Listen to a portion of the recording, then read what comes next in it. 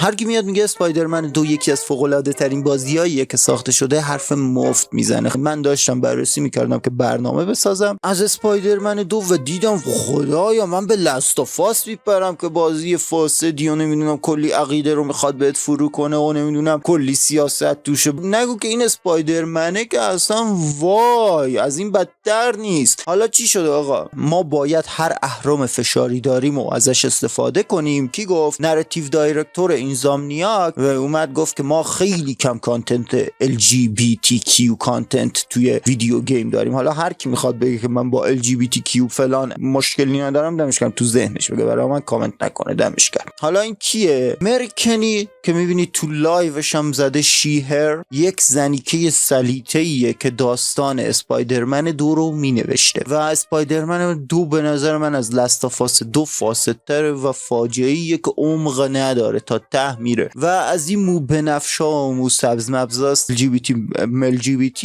و خیلی فاسده بچه‌ها و انقدر این حتی برای سونی قفل بود. این درصد از ووکو کثافت کاری. الان ترسید با اومدن ترامپ، سونی ترسید اینو زود اخراج کرد که گند زده بود تو اسپایدرمن 2. بعد داشت تو چیزا میرید، تو ولورین هم داشت میرید، تو جنگ سونی با سونی بهتون توضیح دادم که چه داستانی داشتن و میخواستن که لوگانو بکشن و یه زن رو جایگزینش کنن. خیلی از بچه‌ها گفتن آره تو فیلم لوگان 3 نمیدونم همچین اتفاقی میفته. خود دمتون گرم، یعنی دمتون گرم میایید توضیح میدید. الان چرا فکر میکنید که بازی‌ها ووک شده، فیلم و سریالا نشده، انیمیشن ها نشده؟ اگه تو لوگان 3 همچین اتفاقی افتاده خود ووکه دارن لوگانو جایگزین میکنن با یه زن. تو ولورین داشت خواهد این با یه زن جایگزینش میکنن. دلیل بر این که یه فیلم قبلا ووکشو ساخته دلیل نمیشه چون اینجا هم یکی داره بازیشو میسازه ما بیایم بگیم که آره چون اونجا بوده اوکی. نه، از اول تو لوگانو میخوای بکشی، پول بی‌نهایت دادی بعد میخوای بکشی زنه رو بیاری. دمتون خیلی گرمه، خیلی بی‌عقلید عملاً این امریکا اینا. حالا چیزی که منو نگران میکنه اینه که این زنی که رو CDPR زود برداشته استخدام کرده. ها سونی انداختنش بیرون، CD پراجکت رد رفته. جانم بیا اینجا فدات شم. CD پراجکت رد لهستان غرب 2. من بهتون میگم باور کنید جدی لهستان داره میشه غرب 2. بعد داره گن میزنه. حالا میخوام مقاله این زنی که رو براتون بخونم ببینید چه تفکراتی داره. اولا که اینجا میگه گیمرهای LGBT هنوز احساس دیده شدن تو صنعت گیمو ندارن که خودشونو تو صنعت گیمینگ هنوز نمیبینن. بذار فکر کنم. لاست آف اس 1 لزبیان، گاد آف وار راگناروک گی، کجا اون دورفه، هورایزن زیرو دان لزبیان، گوست آف سوشیما لزبیان، آره نسخه یکش بچه‌ها لیدی ماساکو لزبیانه، اسپایدرمن 2 که فداش بشم لزبیان گی خالص. حالا میفهمید چرا، به خاطر ایشون. نمیدونم گاد آف وار 3 حتی یه جایی داشت کاری ندارم. لاست آف اس 2 لزبیان خشمگین، ریترنال شک نکن لزبیان زنی که، رچت اند کلنک که من ندیدم توش ولی یه دخترم میارن که نمیدونم به دخترها بر نخوره، فقط یه روباه مرد نباشه دیگه. جونم براتون بگه دیزگان دکتر لزبیان. بچه ها تو بعضی از این بازی ها من بازی نکردم نمیدونم، اگه مثلا دیترویت بیکام هیومن یا آنتیل دان و اینا هست شما تو کامنت ها اضافه کنید. یعنی عملا تو 10 تا بازی انحصاری بزرگ سونی تو 9 تاش گیمه یا لزبیان و اینا هست. هنوز پس گیمرهای LGBT حس نمیکنن که دیده میشن تو صنعت. لازم نیست دیده بشن. چرا دیده بشن؟ هر کی با اینا مشکل نداره برای من کامنت نده که مشکل نداره. دمت گرم تو ذهنت مشکل نداشته باش. چرا باید دیده بشن وقتی که اقلیتن؟ خب میای داستبورن میسازی، وی آر داستبورن، وی آر نیو پورن، سگ بازی نمیکنه. اون اجدهای رو میذاری توش بذارید. بچا من هر وقت این دختره رو میبینم که این شکلیه یاد این دایناسورا میافتم. نمیدونم شما مینسته دارید، هر وقت ویدیوهای اینو میبینم تو بازی داستبورن حس میکنم اینه.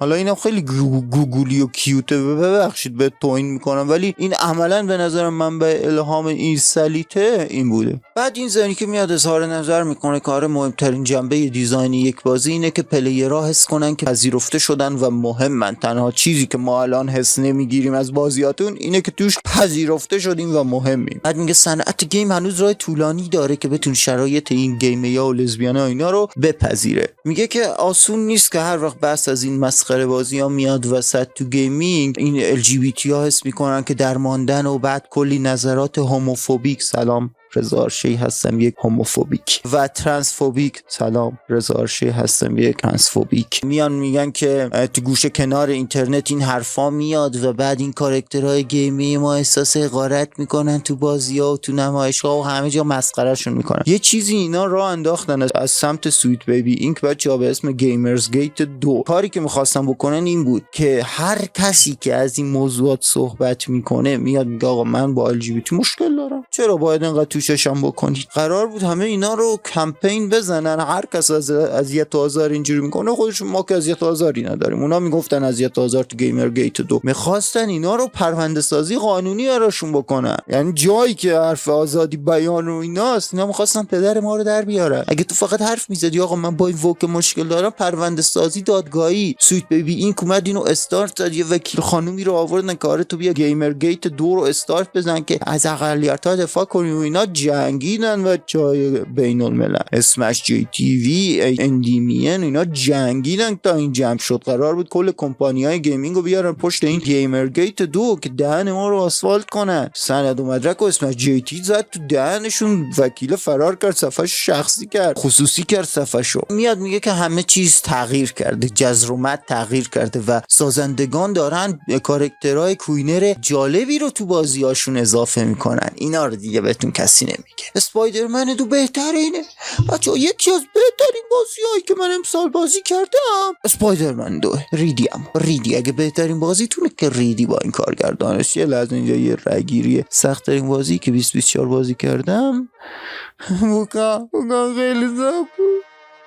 همه گفتم بوکا سخت بود. باس چپتر 5 رو نتونستم جلوش نفس بکشم. بی خیال. بعد میگه هنوز این که سازنده اومدن این همه گیم اضافه کردن که همه جا میبینی کافی نیست. طبق گزارش فلان خراب شده میگه که پلیرهای بیشتری امروز خودشونو گی، بایوسکشوال، کویر یا ترانسجندر و اینا جا میزنن و میگن ما اینا هستیم و فقط 2% از صنعت گیم کنسول و پی سی شامل این کاراکترها میشه. خدایا چی میگی 2% اینقدر تو چشم ما کردی؟ بگو اون تحلیلی که ما اون روز داشتیم تو پادکست گوستاف یوتی میخوندیم چی منظورش بود که میگفت فقط 2% بازی شامش بی پدرا؟ هم میگه که آره این زنی که به من گفت خبرنگاره میگه که قلبمو میشکنه وضعیت ال جی بی تی تو این گزارش بی پدر. آخ کی بشه خودتو بشکنه. میاد میگه هیکینی کارشو به عنوان ژورنالیست شروع کرد، تموم بی اعتبار شد. خیلی از مهمترین داستان‌های صنعت بازی رو نوشته. از چی؟ از مارول، اسپایدرمن، مایلز مورالز که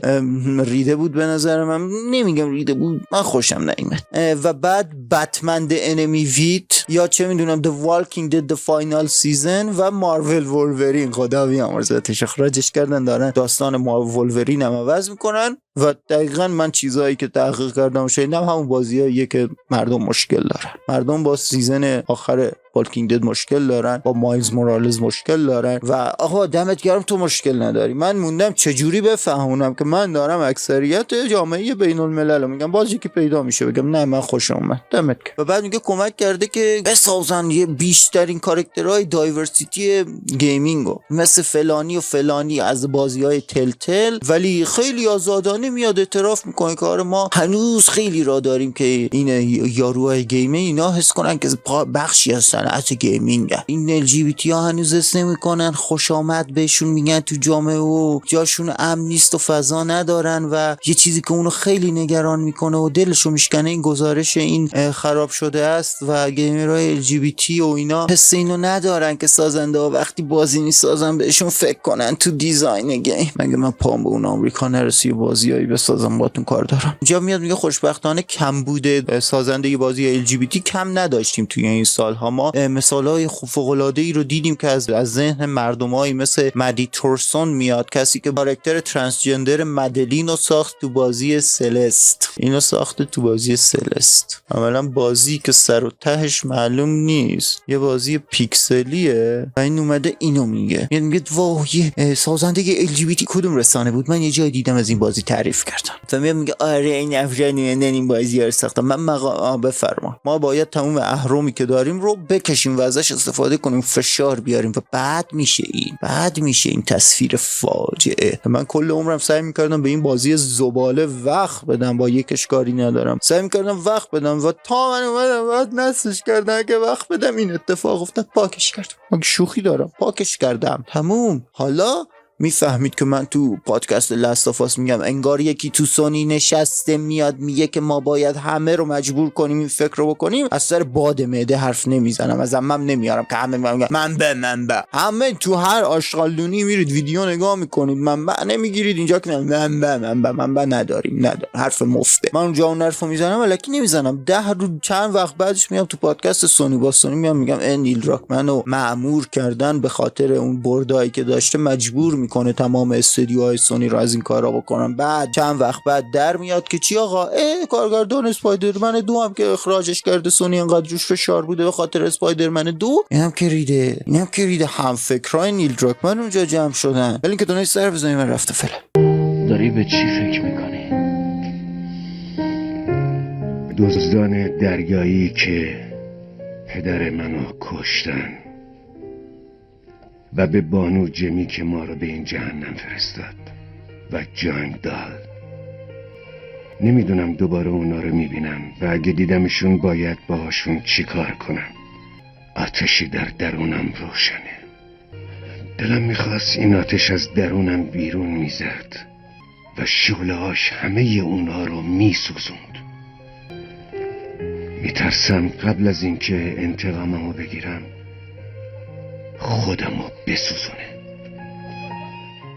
Come and get me, you bastard.